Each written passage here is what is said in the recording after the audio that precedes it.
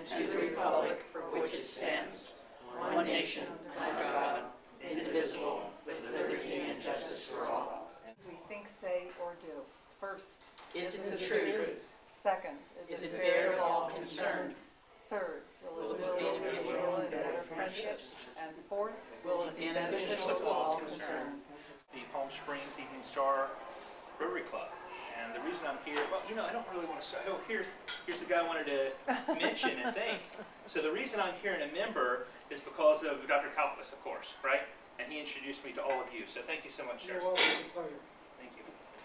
And then, of course, I want to thank Ron so much because I am really impressed. This is a kind of a fledgling Rotary Club. It's growing. I like the idea that you guys are using, IT components to really augment the Rotary Club. That's not been seen before. The fact that we're going to record a lot of these videos and keep them online, and then other people that are traveling around the world are very busy can log in and see what's been going on and still be involved with Rotary Club. So thanks to your leadership, I'm really impressed with how many emails and how active you are.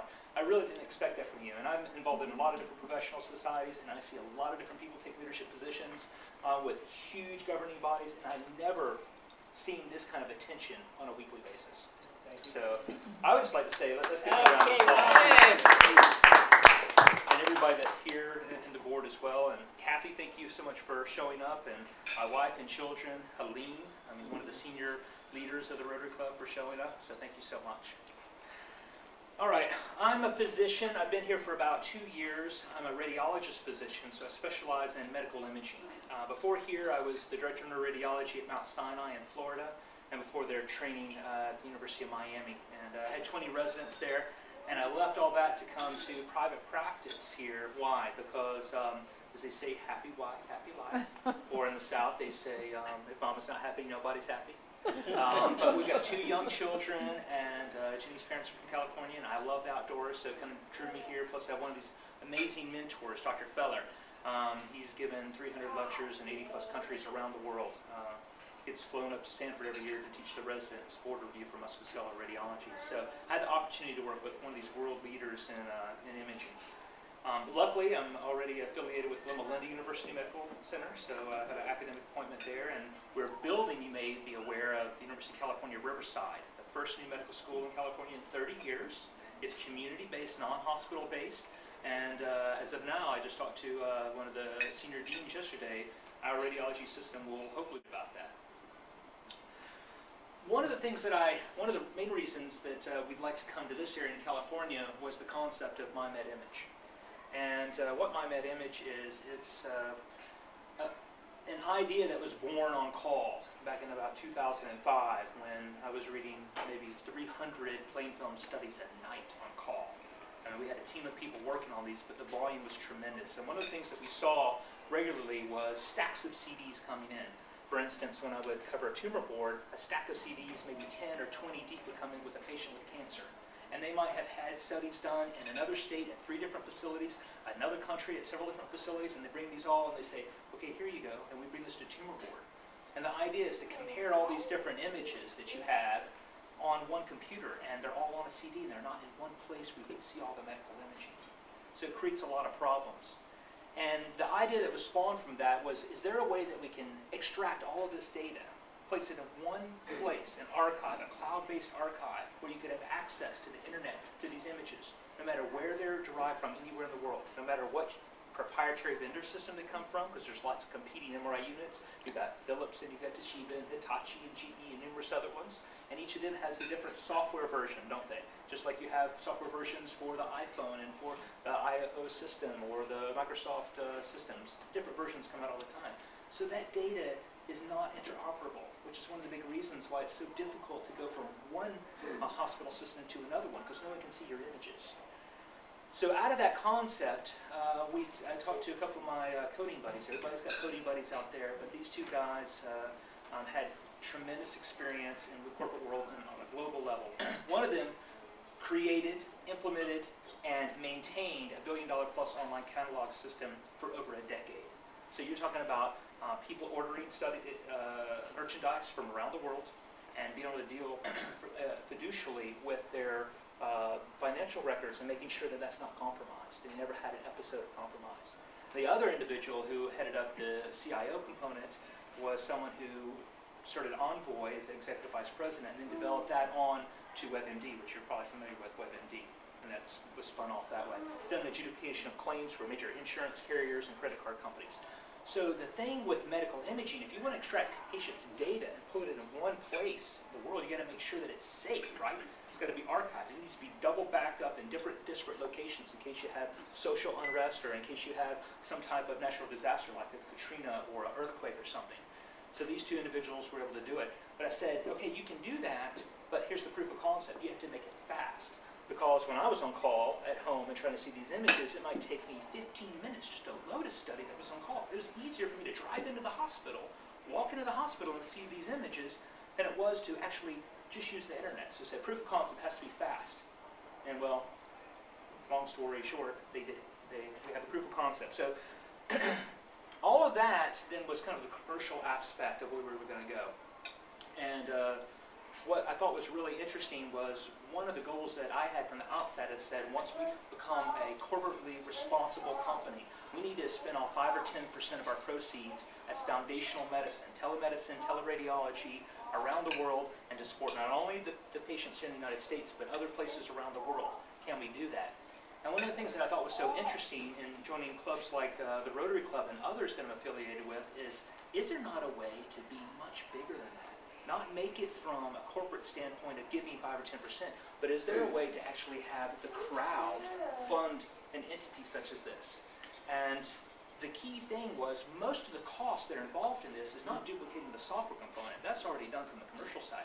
But would we be able to donate this component for a foundational side, for a giving side, where the troops on the ground, say Rotary International, partners to upload studies so that a patient that is in Tanzania can have their studies uploaded, and another physician who wants to donate their time to look at the study and give a diagnosis is willing to. And I think there's a lot of partnership that might grow there. So with that kind of introduction, in March of this year, this was the front cover of the American College of Radiology Bulletin, Humanitarian Teleradiology. So we've been working on this for several years, but you know, it's coming prime time. It's not just our concept. This is my college that I'm very involved with. And then I thought, well, you know, since it's a Rotary Club and to kind of talk about this, I love the ethics of this. I love the story of this Herbert Taylor. And I called it the four-way test of things we think, say, or do. When he was under duress for his company falling apart, yes, going bankrupt. Is it the truth? We said that earlier. Is it fair to all concerned? Will it build goodwill and better friendships? And will it be beneficial to all concerned? I'm hoping that what we're trying to do with my MedImage would actually achieve all these goals. So why Transmit Image and why now? The Institute of Medicine in 2012, last year, said there's $750 billion of medical waste in the United States alone. Jeez. Now, medical imaging in a different report said there was approximately $30 billion spent on medical imaging, diagnostic radiological imaging every year, and maybe up to 50%, at least 25% of that could be considered waste with redundant and inappropriate imaging. So there might be a better way. I mean, for instance, our CMO, a neurosurgeon, said, you know what I do, Chris, when I can't see the images from another facility, when the CD doesn't load or I don't have access to those hospital studies, I order another study. That's what the neurosurgeon says. So it's waste. We could use that money for other things, right? Instead of limiting or rationing imaging, let's use it appropriately and not inappropriately and not redundant. So our concept, as we said, is an online cloud-based medical imaging network. It's not an electronic medical record, but it's designed specifically with a high-tech act to partner with about 2,000 different EMRs that are out there currently. It's kind of like the dot-com bubble. And some other studies have suggested that there's up to $100 billion in all diagnostic imaging in the United States. So that includes beyond just radiological imaging. It could be things like EEGs and EKGs and videography and photography. But there's a lot of money that's out there. And that study suggested that maybe a third of that, and you know, it's really hard to get a grasp on this, but we can kind of, you know, just imagine there's probably a lot of waste out there, and there's probably a lot of low-hanging fruit that we could grab and save the system money and bring better care to everyone. Now the Medical Imaging Network, if you took, before we went to the digitized era, and you took all medical imaging in the United States as of 2010 and put that on film, it would represent 2 trillion filing cabinets worth of information. So it was unsustainable, right? Before that, Dr. Kalfish remembers, we had plain film for everything. But this is what it would require to store all of that. If we store that today annually. So we've had to switch to the digital age, and we're seeing a 20 to 40% increase in data storage for medical imaging every year. Here's a great case. There's so many cases I could talk about every day. Dr. Kaufis knows this. Here's one case of what happened with one of our local patients. Mr. John Doe has a seizure. He comes in, we see one of these studies here, the CT study. We see this lesion here in the right temporal lobe. It's low in some areas, low density in areas, and bright, which is high density in some areas. And you can see here this MRI, and the lesion's also here in the temporal lobe. So the temporal board, they wanted to take this patient to surgery, either do a biopsy, potential total resection of this lesion. And I said, you know, luckily as a neuroradiologist, I've had extra training as a fellowship, and I think that this is a benign lesion. I think it's a non-aggressive lesion. I think it's something we might be able to just watch and wait. Oh, well, there's been no prior imaging before, worried, concerned, he's had seizures, and so I was able to talk to the family and find out that this patient had said that they had never had another study before. I said, okay, well, should I just end there? So they said, are you sure you never had another study before? Well, where did you get all your care before? Well, we used to live in Colorado. I said, well, who's your physician there? So I called the physician in Colorado. I said, have they ever had a study done before of the head or the brain? He said, no. I said, any study at all? He said, he had a CT sinus study. I said, okay, well, what's the report say on it? So it's negative. I was like, should I stop there? Should I go further? And so I said, okay, well, where was it done? It was done at a local hospital. We got the number there, called the hospital. I called the radiologist there. I said, so-and-so had a CT sinus study way back when. He said, oh, it was right as normal. I said, could you please pull up the study and look in the right temporal lobe and see if there's something there? And there was a pause after he pulled up the study. And he had, and someone had missed it because they were looking at the sinuses. It's a sinus study. This was a kind of corner shot call. And I said, don't worry about it. It's not a medical legal issue because this thing's going to be stable. It's going to be benign. But send me the CD. I'm going to take it to the tumor board. I'm going to show them that it's been stable for 5 years. And we were able to do that and keep the patient out of surgery. Now, that's one example, but you get it, don't you? If I had had access to this image, if the tumor board had had access to this image from day one, it would never have been an issue. They would never needed to have even a concern for surgical resection. And if you don't have a bulldog who's tenacious, right, who's going to follow this through, that person's going to surgery. And and most people are overworked these days. Most physicians are just overworked. You know, they're just overworked, more paperwork, and they won't be a bulldog. They'll just give up on the system. So we need a new system, don't we? All right, so according to the World Health Organization, WHO, 20 to 30% of medical cases cannot be diagnosed through clinical exam alone, and that makes sense. I mean, we've adopted advanced medical imaging. We know how it helps reduce the morbidity that occurs with taking patients for proposed appendicitis, and it comes out to be negative abdomen. And CT has brought that to fruition. What are some of the pain points? The patients, they got these CDs and they got delay in diagnoses. If they want to see another clinician in the town that they're from, but they're visiting somewhere else, or they want to send that CD of information to a world specialist, they got to send that through the mail, which is costly. Or they could click a button and send it to them just through the internet. Physician pain, they can't compare studies. And Tumor Board had 10 CDs. How can I put them all in the computer at one time when I've only got 1 or 2 CD locations and different types of software vendor viewers that they're not interoperable. They don't work together, so you can't compare the studies. So that's the physician pain. Imaging center pain, well, it's competition. The imaging centers are concerned because they got to produce all these CDs, and then they got to get them out there to the physicians. They got to print them. They got to give them to the patients. That's a cost that they have to pass on to consumers in the healthcare system. And the payers have pain, right? Because the payers and the exchanges and the HMOs and the PPOs, they're paying for 25, 50, 30%, whatever that waste level truly is. It's a big number, and it's a lot of money that can be saved. So the solution, we can extract all of this data. Instead of letting all the cash go down in a black hole, we can take all the CD data, we can archive it 24/7, 365, make it accessible anywhere in the world, 100% digital, and you can see this on any type of internet-connected device that you want, your smartphone, your internet-connected TV, your tablet, let alone your radiological and office home computers. And we encrypt, track, and audit the data at a microgranular level. You actually can see at the microsecond, if anyone was looking at the study, who it was and what the chain of command is, with being able to see everything. And we believe that it could actually be a revenue generator because you can imagine that patient that has to travel to the inner city through traffic to go into the imaging facility, maybe pay for parking, go inside, order a CD, pay $10 or $15 for the CD, then go over to FedEx or UPS to the post office and pay $30 to overnight it to someone, and then follow up on the call, and then drive back through traffic and pay the parking. I mean, that could be $50 right there just for a day, because this could be $30 for overnight parking. So we believe it could actually be a revenue generator for the entire system by cost savings. Physician self-referrals constitute approximately 60 to 90% of all non-hospital radiography imaging.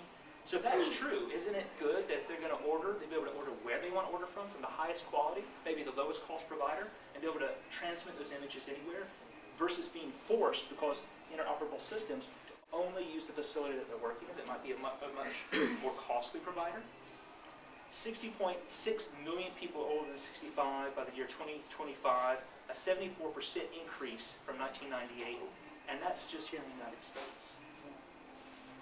Impediments, right? Here's a massive landslide that recently occurred in Taiwan. Some of the impediments are the virtual provider networks I mentioned, the legacy systems, proprietary competition, because the vendors don't want to work with each other. They want to compete because the way they're rewarded is to compete with one another as opposed to working together with each other. And there's numerous software versions and hardware versions that are not interoperable. The World Health Organization estimates that 2/3 of the Earth's population have no access to medical imaging. 2/3, right? That's where Rotary International could potentially help with ground feet. Tanzania, a country with a population of 36.8 million, has only 12 radiologists in this one report. Can you imagine that? I visited Tanzania this summer, actually, and I met a radiologist there who is U.S. trained. This is an amazing man. He was in World War II. He's 89 years old. After he retired here, he was in World War II. He was a Jewish man who was being persecuted by the Germans. Luckily, his wife, who had married, was Protestant, was able to get him out of this system and be a medic for the German Nazis at the time who wanted to put him in a concentration camp. And this man said he prayed to God that if he got through the war, that he'd donate his life to care of others, and he did. After he was retired, he had 4 kids. He went to Tanzania. He's been there for 30 years, working for free, training the residents there. I was there and visited with him. He's an 89-year-old man, still taking care of patients every day, 12, 15-hour days. It's astonishing. I'm going to nominate him for a gold medal award for the American College of Radiology, and I sure hope he gets it. So what could we do to help someone like that, right? I thought, how fantastic it would be if we could upload your images for you, help you with the diagnostics, and do telemedicine conferences for your residents. Not just have you teach them, but we can have an army of radiologists from around the world teaching residents. And I was able to give a really fantastic lecture to all the residents. I really enjoyed it, but it's really difficult to get everyone to travel that far, isn't it? I mean, it's several $1,000s just to give one lecture. It's impossible, but with teleradiology, you can do it. Currently, 80% of radiology resources are used for only 20% of the world's population. We know that. I mean, there's the first world and there's the third world. But how can we flip that around? How can we switch that? I think we could do that with humanitarian teleradiology and telemedicine. MyMedImage, we believe, is going to bring safe, reliable, high-quality diagnostic and interventional medical diagnoses and specialist diagnoses. Ultimately, that's our goal. Once you get the network created and you have troops on the ground that can vet, this person is needy, let's upload their studies. We don't want to overwhelm the system with people that say, hey, I want to get some first world care, which we want to include them, but we need to go for the neediest first, because that's our goal. That's our mantra. So the estimated 67% of the world population lacking these services. So duplicate imaging studies can account for 20% of every dollar spent on radiology services. Duplicate imaging. Let's roll that money back into taking the right care of people, right? So how does it work? So here you have a clinician who may have a diagnostic conundrum, maybe a very difficult case. Maybe it's a pituitary gland lesion. They're wondering, is there an invasion of the cavernous sinus involving the cranial nerves? Or maybe it's an intracardiac lesion, and where exactly is it? Is it all the way through the septum? Is it on one portion of the septum? And we can imagine that we could get studies performed, but this person may not know how to diagnose this, and may be in the field. It may be a person in the military, right, who's a medic in the military who can acquire studies, but they still don't have the specialty individuals to do the diagnosis for them. So, but through the internet, we can pull all this data together, and we can extract it into the cloud by tearing away the veil of proprietary software viewer systems. Just extract the data, get rid of all the other software components, and then put it in a user-friendly viewer that can be compared anywhere in the world on any internet-connected device platform. And then, of course, you're going to have someone who's happy because they got the diagnosis, and now the person out in the field is happy as well. So this is our active completed software. This is one of our GUIs, graphical user interfaces, one of our user interfaces you access on the web. You just go to the web, and then you can pull up the viewer. After you go through the system and you have studies uploaded, you can see here's a knee. This is a sagittal image of the knee. You can actually see the meniscus in the knee. This is the distal femur, the proximal tibia. You can see cartilage in the knee. You can see ligaments and muscles around the knee. And over here, you still have all the other access tabs. And over here, you have the different sequences that can be drug into the imaging field. And here you have a series of toolbars, typical radiological toolbars you'll use with a viewer.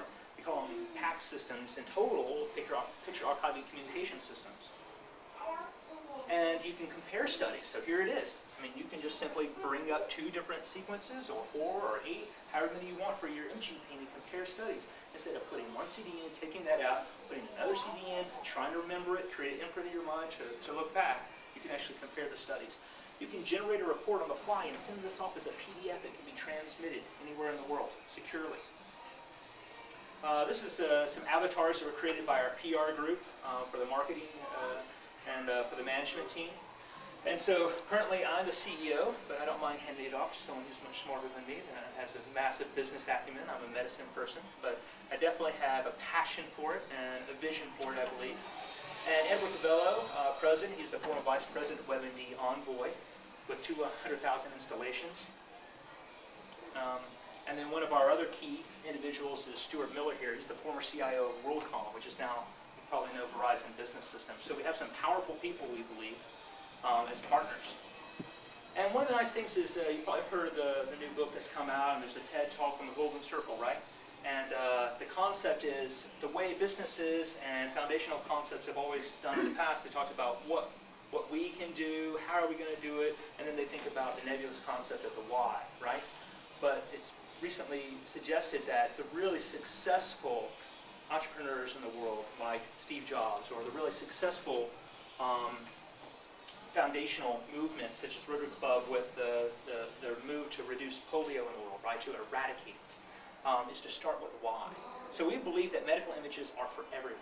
That's our tagline. We believe it's for everyone. It's for the patient. This is patient-centered medicine. It's not physician-centered medicine. It's not administrator-centered medicine. It's not the government-centered, everyone. And the how, the genesis of MyMedImage. The how was, can we have the proof of concept? Can we demonstrate that we can extract all this data, put it in a place that's easily accessible in a massive global network that anyone can access at any time of the day, and strip away all the impediments and all the barriers to see these images whenever they're wanting to be viewed. And what we can do together. So I'm hoping to partner with the foundational component of our movement with different organizations around the world that already have the relations set up. And they could say, these are needy people here, these are not so needy people here, let's help direct the neediest people to your foundation, and then we're going to bring people who are willing to contribute funds to help upload these studies. And we, as the senior management, the plan is to donate the software for that component of it, and we'll reserve it for the commercial component of it. So hopefully there might be a Rotary International partnership with MyMedImage at some point, and maybe we'll have T-shirts that are going out there.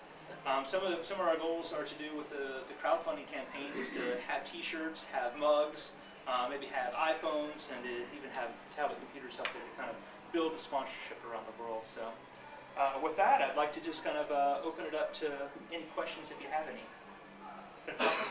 You mentioned software. How do you get the hardware, the scanners, into these remote areas, or even to a big city and Kampala and Nairobi? And who pays for it? Sure, absolutely. So one of the things that I thought was so neat is when I visited Tanzania to try to get my hands around it at the Kilimanjaro Christian Medical Center and to talking to Dr. Diffenthal, I went in there and I had saw online that they had a CT scanner. So I went and checked out the CT scanner and stuff, and then I realized, well, no one's even in here. There's no one in the waiting room. And it's been broken for months with no horizon for any repairs. There's no money. And he told me he has written to the government numerous times. I think it's 20 or 30 times. We're going to replace it at some point. But there's no money to do it. And then you go in and say, okay, well, where's your MRI unit for the hospital for this entire area for like 2 million people? There's no MRI. Right? But what do they have? They have ultrasound. And they have plain phone services. And their ultrasound, I was impressed because I go and see the ultrasound, and there's a waiting line a mile long to get the ultrasound study because it works. One, it's cheap. Two, you don't have to produce anything with it other than a kind of little tiny picture or a little tiny digital image that you can have. That's not a lot of data to produce these images. It's very functional. You can do all kinds of biopsies and stuff, and the cost of the ultrasound is very, very cheap. Our goal, ultimately, is once the network is established, it has to be a secondary component the way we view it. You get the network established, you demonstrate the care that you're giving out there, and then you create little mini fundraisers. All right, hey, who wants to jump in and who wants to fund the Tanzania with an ultrasound device? Who wants to fund this company, this hospital with an ultrasound device? And corporate partners, hopefully they'll come in as well. And the goal with the network is to put these donors high up on a donor page, like who's given, and to kind of reward the different corporate partners who are out there. The funds are going to be difficult initially, even with the ultrasound. But my view is that once the network's established and you go around the world globally and you show to everybody the care that you're delivering, that I think even though it inspire a lot of people to wish to give. That's cheap. How about a CT scanner? Very expensive. How can that be obtained? To me, it would be the same fashion, but it'd be more difficult to obtain that. I would start with the low-hanging fruit and try to get the network started first, then go with ultrasound, and then the bigger you grow, then start going for some bigger initiatives such as CT, like you said. Would there be a benefit to somebody or some group in the community to quote, make a little profit and to buy that CT scanner? Or so they would get it? I like the idea. I'd like to talk to you more about it. Off the top of my head, I don't know who would want to partner. Because, I mean, if it's a corporate entity, there's just no money in Tanzania. So it has to be that they're willing to give all the money. And there's no money to be made there. At least what I saw. Yes? There are a lot of elements that you have yet to investigate, obviously. Rotary does grants, but you'd have to get clubs to partner for the grant. Now, the equipment that's needed for them to send you the X-rays or the MRIs, do they have to buy that equipment as well, or do you put that equipment in their clinic? It would be the standard equipment they have. We have an internet access. So if you take a CD and you put it into a typical computer, we have data, we have software that will come in and extract the data off the CD and pull it up to the cloud. Okay. So there's no hardware boxes. That's the idea to reduce the Have cost. you considered the problems in those developing countries of limited electrical power, on-off electrical power, and what that will do to It will. I think it's a brilliant question because yes, we addressed that, and that's a big issue. When I was in Tanzania, that was occurring all the time. But even before I visited there, I said, what happens when someone turns their computer off and they thought that all the images were uploaded because they were uploading in the background? But I mean, here in the United States, that's an issue. Or we have power outages here as well. So the way the software is designed is it first asks how many images are there, okay, and then there's a handshake for every single image, and it will create a notification at the end. If all the images are not uploaded, then it will send back a message that says all the images aren't loaded, so you can put the CD in again, and it can start again where it left off. It doesn't have to re-upload everything. So yeah, the power is going on and off in Tanzania all the time. So I can see that happening every day, all day long. As you become more sophisticated about Rotary, you'll learn more about our global grant processes. And if you're making contacts with Rotary clubs in Tanzania or in any of the developing countries, and those Rotary clubs identify and understand the need there for this, they can instigate a global grant trying to get partners in other part of the world in Rotary clubs that will contribute to that grant to provide medical equipment. We do it, I do it with India every year, multiple. I did 12 grants last year with India, most of which were medical equipment. So that's a possibility, rather than expecting Rotary International to take a role in it, which I doubt they would. You would get clubs anywhere in the Rotary world to contribute. And they can take care. They have their own individuals that they vet, and they said these are needy people. We want these person's images uploaded to our system. Well, I think that would be an element of the grant application that would really allow the securing of a grant because it's for the underprivileged. But the Rotarians in those countries are by and far generally the most wealthy people in the country. Okay. And so if they instigated this grant on behalf of the poor of the community, which the Indians typically do, you can get multiple partners. Like there was one grant that was done in Romania that had 10 partners, European and American partners, that all contributed funds for that grant. That was a clean water project. In India, like we've done grants for free colposcopy mammography centers for poor women, Wow. free dialysis centers, and so these are done all the time. And that would probably be the way you'd want to approach this. Okay. Doing one at a time, just to get the hang of what the grant process in Rotary is all about, Okay. and doing that. Thank you. That's a great idea. Yeah. And no one knows more about the grants than Helen. Really. Sounds What about like in it. this country with Obamacare and their attitude toward medical equipment? Yeah, as you know, there's a large tax that's just in place on medical equipment, and that's creating a downward spiral on the ability for MRI facilities to prosper. And some of the biggest things that have happened is they're essentially penalizing the innovators, Philips, GE, Toshiba, Hitachi, from developing new MRI units and Siemens and new CT scanners. And by penalizing, they're essentially saying, well, if you want to do anything, we're going to put an extra tax on you, beyond what other corporations even have to pay as tax. So yeah, it's a big deal. I mean, one of the reasons that we like our component is that we're not hardware, we're only software. But we can work with all the hardware that's out there and extract the data from it. Well, that's one way to do it. Kathy? Of course, it's fascinating to watch this, and I understand the focus is, as it should be, on how to provide this for places that are really very needy. But I wonder how we deal with some of the problems that we see right here. And you're aware that, I mean, I started out with some images from you, took them over to Eisenhower, which I think the world of, and they did wonderful things for me, but they insisted immediately on redoing them. Doing it again. And as I get them, I'm about to have 3 new MRIs and 3 PET scans in the next 2 weeks. I mean, they're really pushing about how I should have them right there, because if I have them there, they can compare them. If I get them anyplace else, they can't. And they refuse to look, back where I was still coming from France, they refused to look at scans that I had from Nice as well as yours.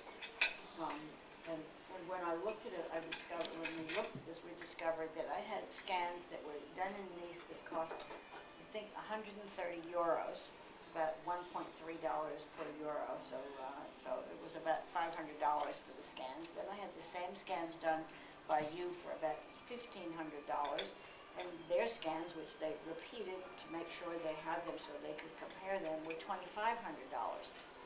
It was exactly the same scans. I'm not talking about you versus Nice. I mean, that was a different thing, but just really right in here. And there's a lot of pressure that's put on the patient who needs to have them. I need to have them every 4, 5, 6 months on a regular basis. That, well, no, I mean, you know, I would come to you in a flash, but I succumb somewhat to that pressure. Well, if we have them here, we've got the people who can read them. How do we deal with that? Because that's going to not be just my case, but it's going to be a question that I'm sure is all Listen, around. you've hit the million-dollar question. That's it. I mean, in the United States, the issue is hospital systems. I could say right or wrong, but I won't. It's wrong. They're rewarded for doing extra scans. And that's the whole purpose of having an ACO, accountable care organization, or some type of integration, so that they can't do that, so they're not rewarded to do that. And so they actually force the clinicians in the hospital systems to order only from within the hospital, even if other studies are outside. And they have the data right now to take the CD into their office, and they can extract the data in the imaging facility, and they can do that for you. But they don't do that. And You know, in the beginning, I suppose, when you're really ill and you're worrying about whether you're going to survive, I mean, if somebody says you need to have another scan, you just go in and do it. But, you know, I'm healthy now, and I'm saying, how do I respond, and how do other people respond to that kind of pressure to go where we want to go, which for me would be to come back to you. well, the way that we get around it is exactly with this system. What it does is it has internet access. So instead of having to have any type of software on site, that the IT administration of any type of hospital system, this happens at every hospital system in the United States, now the data is simply zero download from the cloud-based system, PACS system. And so that means the surgeon can walk in the room with their iPad and talk to you about your scan right there on their iPad with their smartphone. Or if they've simply got internet access, and most offices do, they can just show it to you on the computer in there. And it blows right through all the virtual provider networks. And specifically, we know the only way they're going to be able to block this is if someone in the IT department is instructed by the administration to go in there and block that specific IP address from having access. And we can track that, and that should be a legal offense right there. So I'll do the one I have scheduled for October, and then we'll talk before my next 5-month time is up about how to go around that. Question, you're gonna be charged percentage of that. It's not all insurance, right? No, actually, I'm insured, Well, unlike most people in the United States. Some people I'm have insured a lot. deductibles. They can argue with the hospital, say, I don't want another one. I'm not paying my deductible. You do it this way. Here they have a private doctor. The doctor ultimately makes the decision. Unfortunately, if he's on staff and paid by the hospital, but most surgeons are not employed by hospitals. I can rely on the radiologist, but I say, you know what? And I do this in my practice. I don't rely on this radiologist. I want a seat and send it somewhere. So he can cut your cost down and work with you because you're the patient and you're paying the premium. Well, I get, Chris turned red. You wouldn't see it now in this light, but it's red because every time you someplace and I say, you really saved my life in October. I understand, but you're unique, but I say, if I come in and I have let's say I need a knee scan done in his office, and I need a knee replacement, I go to Eisenhower, they're gonna tell me I need another one, I'll say, go away. Yeah, well, that's I what talk happens. to the surgeon. When you're in crisis, you don't argue with them. I'm But not in crisis you're not now. in crisis No, now. I'm not in crisis So you now, have so- the ability now Right, to so I'm asking, request how do all we of do your that? films How do and we you take empower them other with people you. to say, I want to choose where I get my scans and not I just- take my films with me if I have to. I will go Well, to the I- place where they were taken I got and them get from them. him, I walked in with them, and they Yeah. said, well, we have to redo them. Oh, see, that's a scam. But that's old, so I'm looking for, what do I do The way now? it's done though. What do I do now to do that, and how do I help other people to do something that says, you choose where you get them from, and don't succumb to that pressure? It's trying to change a paradigm that has been set over years. Yeah, and you know, the thing is, nobody wants the government involved in medicine. But somehow that's gonna have to happen to stop just what she's talking No, about. I agree. I agree. I guess it kind of starts with the insurance companies because they should, on Chris's company, they should try to push the insurance companies to say, hey, we'll give you a rebate for using our system, and they're required, if they already have a scam, to actually use the system at any hospital. There will have to be a push from the insurance to say, This wasn't a problem from my insurance company, it was really from us. Oh, no, but I mean, Richard Cherish, I mean, they did wonderful things right. for me, but they also said, things In that. the workers' comp system, they gotta handle it. They send it out to a company, the company picks the cheapest, the same result, schedule, and I get the report. So I can't just go to any place. And so work comp is good in California, multi-trillion-dollar business. That's gonna happen, I'm sure.